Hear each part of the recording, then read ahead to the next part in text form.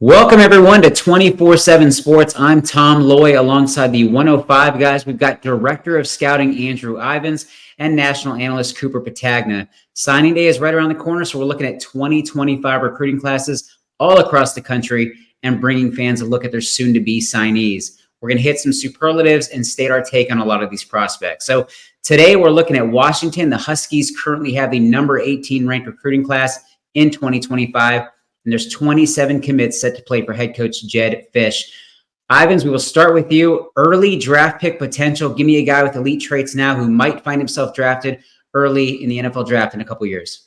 I'm going to go with offensive tackle Zach Staskowski, our number 19 ranked corner protector, number one player in Oregon. You look at Jedd Fisch, what he did at Arizona, how he rebuilt things there. It started up front with the big boys, and really it was in that first recruiting class. I think Staskowski is the same thing for Washington, a huge win for them. A few SEC schools have since kind of circled around on Staskowski, but to me, big riser in the most recent update, prototypical size, quick to establish a wide base. He can climb, he can pull. I really think Washington, they have about 4 or 5 different offensive linemen committed right now. Staskowski's the prize, but I wouldn't be surprised if 2, 3, 4 of these guys kind of form the starting 5 for years to come for the Huskies.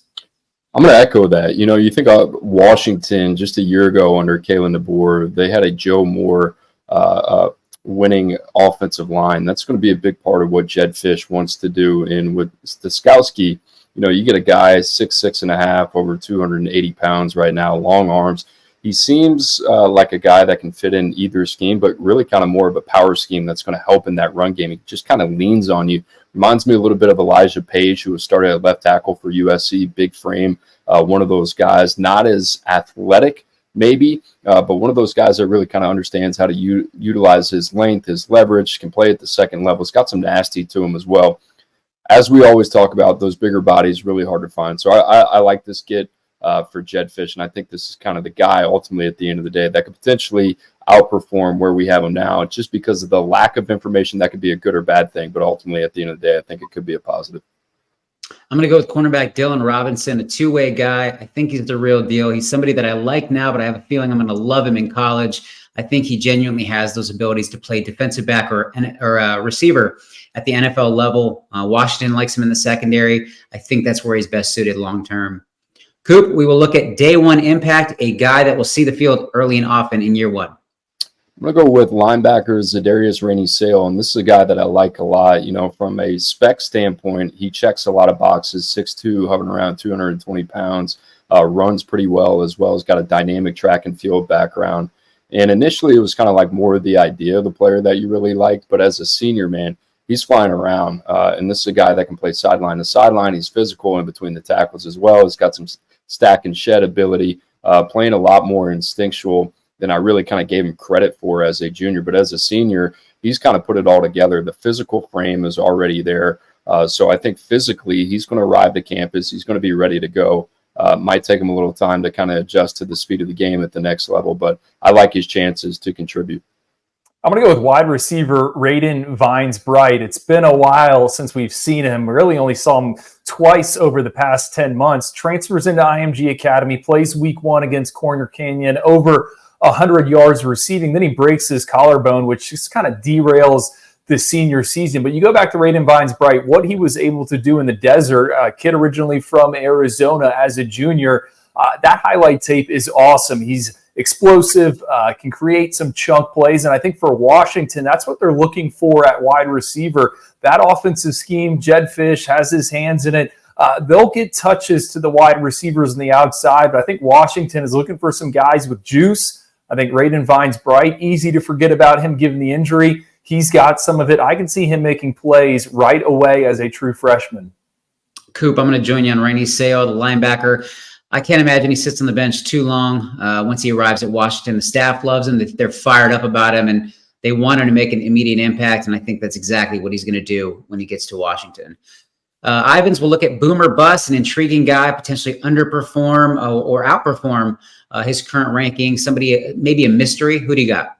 Linebacker Donovan Robinson. This is a kid that Washington flipped from Virginia. Now he goes to school outside of Chicago there in Illinois. Hey, Washington in the Big Ten. You want to talk about expanding your recruiting footprint? Good reason why you went after Robinson and you pried him away from the Cavs. This is a second-level defender playing some safety now, but I think he's going to grow into more of a weak side linebacker. Not a ton of verified information on him. We got no measurements, no speed markers. We know he plays some basketball. Man, you turn on that highlight tape, though, this is a 200-pound plus big man returning kickoffs for touchdowns. He's done that twice as a senior, sideline to sideline range. And what I really like is he can man up and run, not only with tight ends, but wide receivers, turn and locate the football. I think it's going to take some time, but he could hit big for Washington once he finds his footing. I'm going to go with receiver Chris Lawson, and Drew's going to mention, I mean, there are a lot of good receivers in this class. It's kind of interesting. Where does Chris Lawson really kind of fit into that picture? He's on the back end of the top 247 right now. This is a guy that's a two-way standout, and he flashes on tape. But the biggest thing about him, so there's a lack of kind of verified information. We got him sub 11 in the 100-meter. He's 22.46 in the 200-meter. So he can roll. And then when you see him at the receiver position, he's got some stuff where it keeps you kind of coming back and you're super intrigued. So there is a feeling of like, okay, this guy's got some developmental upside that he can grow into at the next level. But there's also a floor there as well where you're pretty concerned of, all right, is this guy going to be able to acclimate and contribute? You know, the production's down this year as well in terms of what we've seen as a senior. He's been a little bit nicked up. So I am kind of intrigued with what he is going to look like at the next level, and is one of those guys that I think could very well hit. And then I wouldn't be surprised if maybe we don't hear about him as much as we thought we expected to as well. I'll stick a receiver as well. Boomer bust. I got Raiden Vines Bright. And the only reason I'm really listing him in this category, Ivans, you mentioned it, the fact that he's missed much of his senior season. It's super bummed to see it because I had high expectations for him. So we'll see how he kind of progresses. I know he's getting, healthier as, each week goes on, but love to get for Washington. I'm leaning towards Boom when it comes to him down the road. Diamond in the rough, Cooper, go back to you. A 3-star prospect who could surprise some people and maybe even find himself drafted one day. Who do you got? I'm going to go with Devin Hyde. He's a super intriguing edge guy to me. He's got a rugby background. It's a guy that we've kind of discussed as, a player that could potentially rise in the rankings, 6'5", 240 pounds. And, the first thing that I think about when I think about an edge rusher with a rugby background is Laiatu Latu, and there's some similarities there. He doesn't have the pass rushing upside of a Laiatu Latu, but just the way that he plays the game, he's a really proactive, sudden mover, not as quick twitch, but still pretty gracefully strong. I like the way he plays the run game, highly active off the edge, good motor. It's got some good run and chase ability. So I think this is going to be a high effort, high floor type of player that might actually surprise some people with his physical upside. So I'm going to go with Devin Hyde.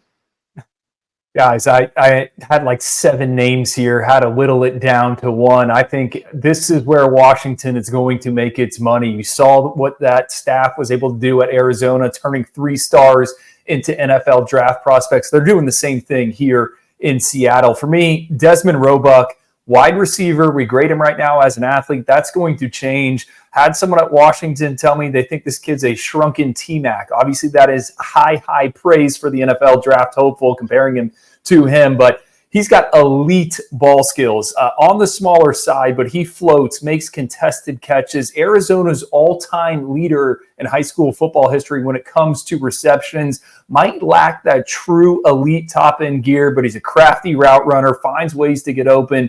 Excellent, again, just at the catch point, boxing out for a smaller guy. He hauls in anything that comes into his area code. Had a chance to see him on the 7-on-7 circuit over the years. I think Washington is getting a reliable pass catcher, and that's something they're going to need in that offense. So he's my pick, Desmond Roebuck. I am 100% on board with Desmond Roebuck. Like you, saw him on the 7-on-7 circuit. He's a playmaker. He really just can't get shut down when people are going against him. But 87 overall rating right now, but I really wouldn't be shocked if he eventually makes an NFL roster one day. Big time talent.